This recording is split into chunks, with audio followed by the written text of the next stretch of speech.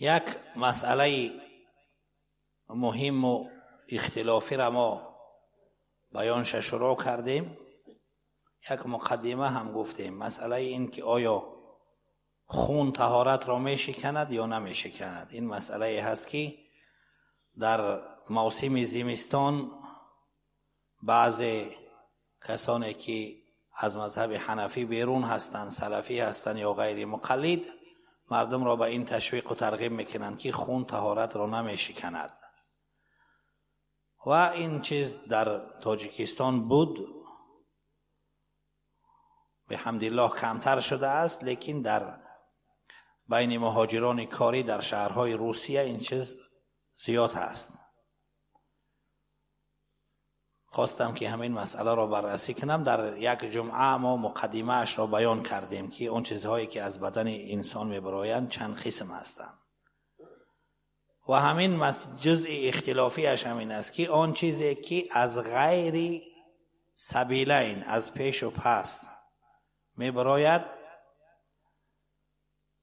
چه اون به صورت خون باشد، چه به صورت چرک و زرداب باشد، یا چه به صورت قی یا پرتافتن باشد، همه اینها یک حکم دارند. اگر قلیل باشد، کم باشد، بالاتفاق نمی شکند. کم همون که در خون و چرک و زرداب از همون موضع جراحت تجاوز نکند، نگذرد، و در پرتافتن به پری دهان باشد. اگر با پری دهان نباشد کم هست، اگر با پری دهان شد پر می شود، طهارت را می شکند. در این بابت من اول دلیل هایی که برای شکستنش هست که خون طهارت را می شکند، قی طهارت را می شکند، اونها را بیان می کنم و بعد از اون اگر خداوند متعال توفیق دهد کسانی که برای نشکستنش بعضی دلیل ها پیش میکنن اونها را بیان میکنم و جوابی اونها را میدهم. به همین مجلس مولود را هم به آخر میرسانیم.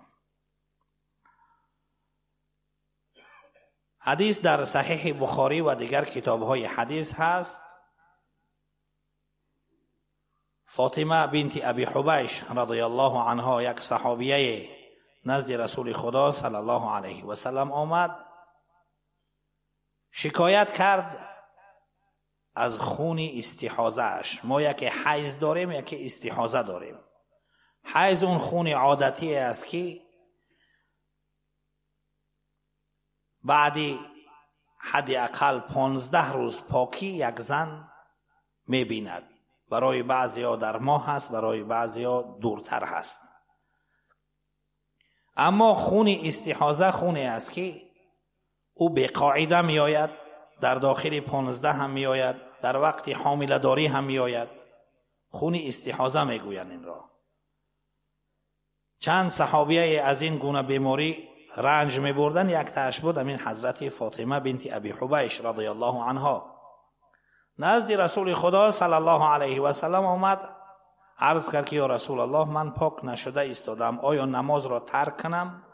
مثل اینکه در حالت حیض زن نماز را ترک میکند. پیغمبر خدا صلی الله علیه و سلم فرمود که تو ترک نکن، زیرا که اون خون حیض نیست.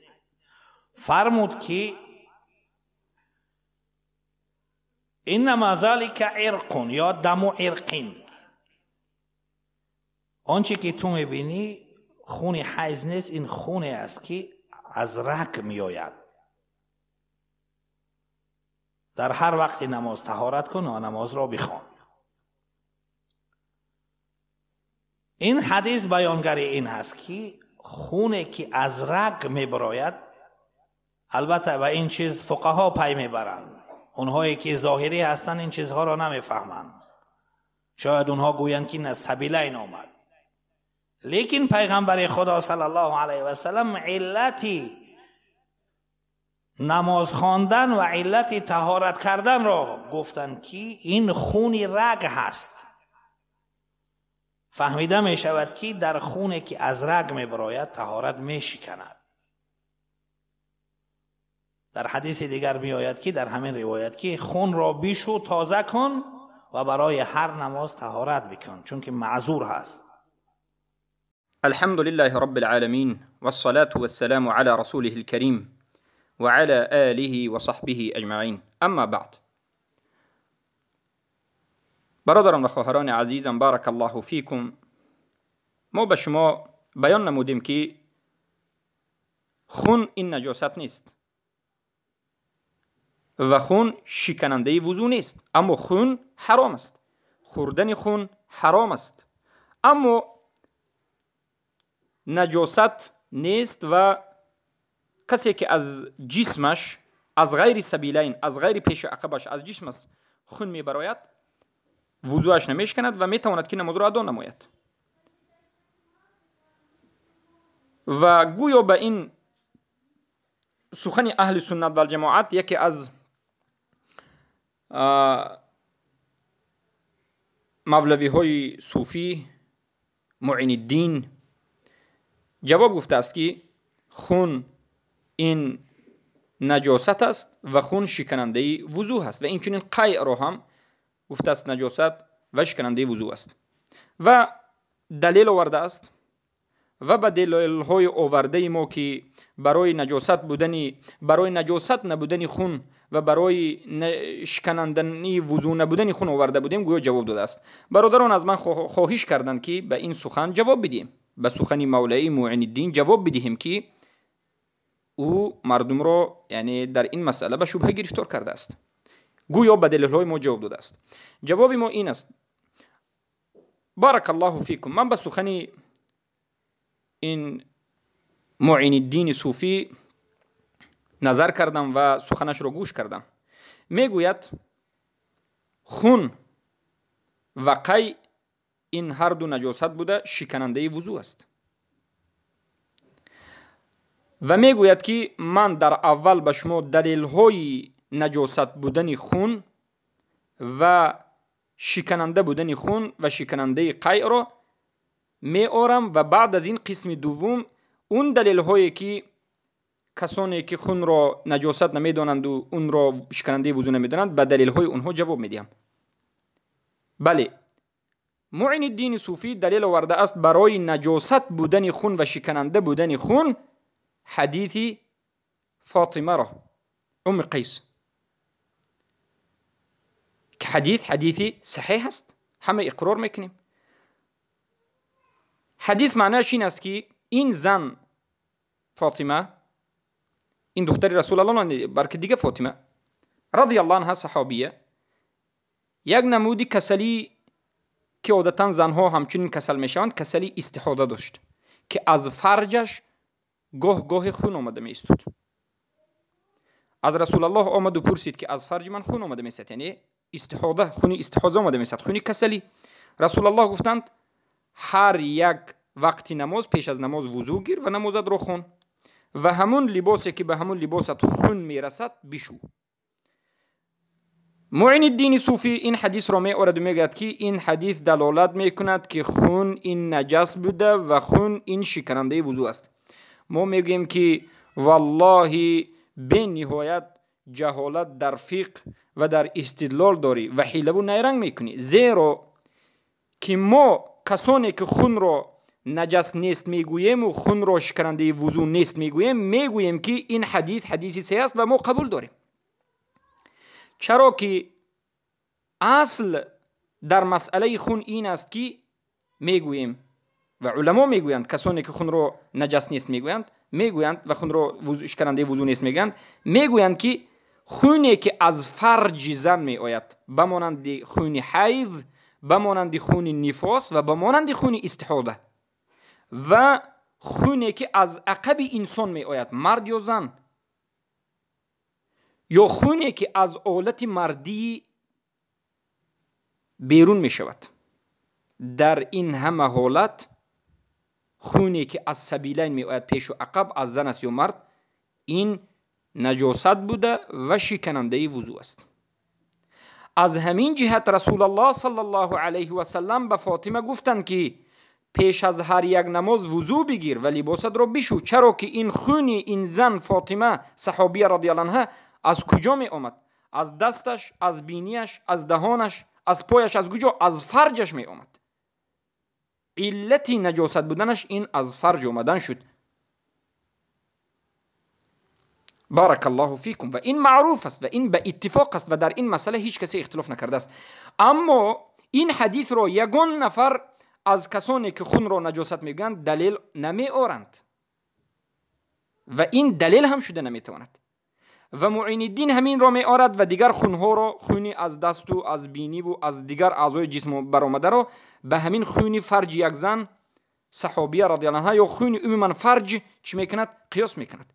قیاس کردن خونی که از رگ و از ظاهر از جسم انسان میبراید و از یا بینی و از دهان میبراید به خون فرج، این قیاس فارق و فاسد است و این قیاس جایز نیست و ناممکن است. خیلی که در علم اصول فقه میبینید، زیرا یگان به هم شباهت ندارد. خون ظاهر به خون فرج قیاس کردن نمیشود. از همین جهت این دلیلش به خودش باز میگردد و این دلیلش دلیل هم نیست و از این دلیل بگیم این دلیلش بله صحیح هست، ما گفتیم دلیل درست است، اما این دلیل برای خون استحاضه است که ما هم قبول میکنیم و این دلیل حجت نمیشود و از این دلیل استدلال گرفتن برای نجس بودن خون و برای شکننده بودن وضو گرفته نمیشود. بارک الله فیکم. و بعد از این سخنهایش را گوش کردم که در این سخنش جواب میدهد به دلیل‌های ما که ما خون را با همین دلیل‌ها گفتیم چی است؟ نجاست نیست و شکننده وضو نیست. اولین دلیلی که جواب میدهد دلیلی بگیم قصه حضرت عمر ابن الخطاب، وقتی که عمر ابن الخطاب در نماز ضربه میزنند، در نماز بودند و ضربه میگیرند، از دست ابولولی مجوسی ضربه زده میشود و خون جاری میشود، میخزند و نماز رو میخونند. یا که دیگر صحابگانی که تیر کمان به اونها زده بود، یا که دیگر صحابگانی که جراحت برداشته بودند و به اونها یعنی باز دوام میدادند، نماز خود را در حالت ریختن خود میخوندند. جواب معین الدین صوفی این است که میگوید مذهب ابو حنیفه هم این چنین خوندن نماز را اقرار میکند، چرا که جراحت اونها علاج محکم شویش نیست و خون را داشته نمیشود. وقتی که خون روان است، جاری هست، علاج داشتن نیست، در این حالت مذهب ابو حنیفه میگن که جایز است. بله بگذاریم که همچنین باشد، اما صحابه ها اعتقاد میکردند که بعد از نماز وضویشون نمیشکند، خیلی که مذهب ابو حنیفه میگوید که میشکند. مثلا مذهب ابو حنیفه میگوید هر کسی که خونش جاری است وضو میگیرد پیش از نماز و بعد از اینکه نماز رو خواند و تمام کرد حتما با در حالت اتوماتیکی خود به خود وضویش میشکند. اما یگان نفر صحابگان پیش از نماز وضو گرفته و بعد از نماز نگفتند که وضوی من به سبب خون شکست. انا این است حجتی ما. حضرت عمر ابن الخطاب رضی الله عنه بعد از اینکه نماز رو ادا کردن نگفتم که من بی طهارتم و هیچ کسی نگفت که حضرت عمر ابن الخطاب در حالت بی‌وضوگی وفات کرد، یا هیچ کسی نگفت که حضرت سعد ابن معاذ در حالت بی‌وضوگی از سبب برآمدن خون در حالت بی‌وضوگی وفات کردن. نه، هیچ کسی نگفت. چرا که صحابگان اعتقاد داشتند که خون این شکننده وضو نیست. از همین جهت وضو میگرفتند به نماز و بعد از نماز هم اگر طهارتشون نشکرد به سبب خون طهارت خود را نمیگفتند که شکست. اما مذهب ابو حنیفه مخالف این مذهب این بگیم مولوی معین الدین مخالف مذهب صحابگان است که مذهب ابو حنیفه گرچنده که در درون نماز یا که نماز خواندن را به خون جاری جایز میدوند، اما بعد از نماز خود به خود میگوید که طهارت میشکند به سبب اینکه خون شکننده طهارت است. انا این یک جواب است. جواب دوم و قوی، ما به شما یک روایت دیگر را میاریم که این روایت را علما روایت کردند و در صحیح ابو داود روایت است و سندش البته صحیح است و این قصه در سنن و مسند معروف است. این قصه سعد ابن معاذ است. از حضرت مادرمون عایشه رضی الله عنها روایت شده است که سعد ابن معاذ زمانی که آسیب میبینند در جنگ خندق، در جنگ احزاب، یعنی جراحت میبردارند، رسول اکرم صلی الله علیه و سلم برای سعد ابن معاذ در مسجد نبوی، در مسجدشون در درون مسجد یک خیمه میزنند، در یک طرف مسجد یک خیمه میزنند. این خیمه برای سعد ابن معاذ بود تا که در درون مسجد زندگی کنند و در همونجا نماز خوانند. و تو یکم سبب تو که پیامبر صلی الله علیه و سلم به سعد ابن معاذ نزدیک شوند، برای اینکه خانه پیامبر در یک طرفی در بیرون مسجد در طرف چپ بود، خیمه رو در درون مسجد به سعد ابن معاذ گذاشتند. رسول الله زود زود خبر می گرفتند و در همین حال حضرت سعد ابن معاذ یک چند روز زندگی کردند و در یکی از شبها همون جای جراحتشون کفید و از همین جای جراحتشون که جراحت دیده بودند خون زیاد جاری شد. سبحان الله. پس با همین سببی جاری شدن خونشون البته کم شدن، با همین سببی بینوهت زیاد برفتن خون، حضرت سعد ابن معاذ رضی الله عنه وفات کردند. و بعد از اینکه وفات کردند سعد ابن معاذ را البته گورانیدند، لیکن همون جای سعد ابن معاذ، جای خیمه سعد ابن معاذ درون مسجد پیامبر صلی الله علیه و سلم پر از خون بود، چرا که خون سعد ابن معاذ به نهایت زیاد رفت و سعد ابن معاذ در همون جا وفات کردند و این در درون مسجد پیامبر بود. سعد ابن معاذ را گورانیدند، اما پیامبر صلی الله علیه و سلم به یگان نفر از صحابگان نگفتند که ای صحابگان این خون سعد ابن معاذ که در مسجد است پاک کنید، به بالای این آب ریزید. نگفتند. اگر میگویم انا سوال ما اینجاست، اگر خون نجاست می بود رسول اکرم صلی الله علیه و سلم حتما که به صحابه ها امر میکردند که مسجد را از خون پاک کنند و به بالای خون آب ریزند، چرا که در مسجد نجاست بودنش این جایز نیست و حرام است. برای همین رسول الله صلی الله علیه و سلم در حدیث های صحیح آمده است که در مسجد توف کردن را حرام کردند، جایز نیست. و در مسجد وقتی که یکی از صحابه که یعنی صحابه شده بود از بادیه نشین پیشاب کرد، رسول اکرم صلی الله علیه و سلم صحابگان را امر کردند که لیصب علیه الماء، با بالای پیشاب این آدم حتما آب ریزید، پیشاب تازه کنید. چرا که پیشاب نجاست است و در درون مسجد بودن نجاست حرام است. این دلیل است. به این چی جواب میدن؟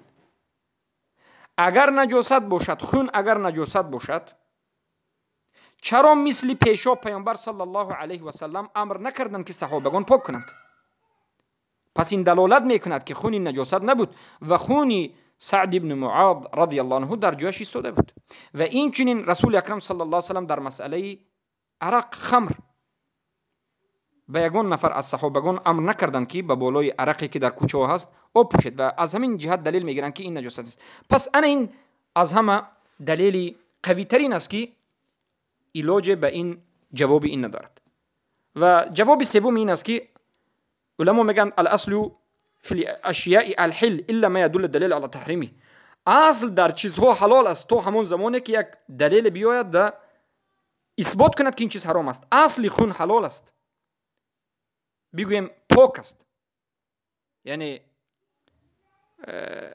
بله خون را الله خودش حرام کرد، چخیلی که در قرآن این مسئله آشکار و واضح بیان شده است که الله در سوره انعام آیه 145 بیان میگد و میگد که خون این حرام است الا ان یکون میتتا او دما مسفوحا. دمی مسفوح، خونی که میبرد این حرام است، خوردنش این همه چیز حرام است.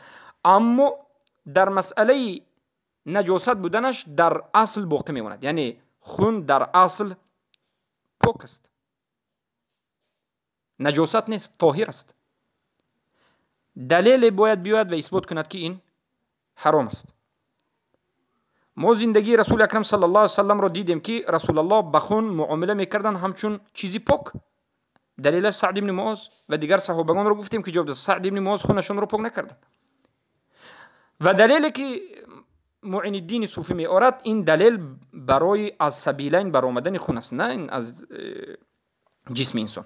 از همین جهت بار دیگر میگیم که خون آدمی و خون حیوانی که گوشتش خورده می شود این طاهر است و پاک است و اگر در بدن انسان باشد یا از بدن انسان خون بیرون بشود، از بینیش، از دهانش، از بدنش، از غیر سبیلین باشد، طهارتش بگویم وضویش نمیشکند و این قول صحیح و راجح است. بارک الله فیکم. و در مسئله قی هم همین است. قی شکننده وضو نیست. اما حدیثی برای ابن عازبه که معین الدین صوف میآورد برای اثبات کردن اینکه قی این شکننده وضو است. البته این اولا این حدیث علما ضعیف میگویند، با در حالت صحیح بودنش این دلالت به شکننده وضو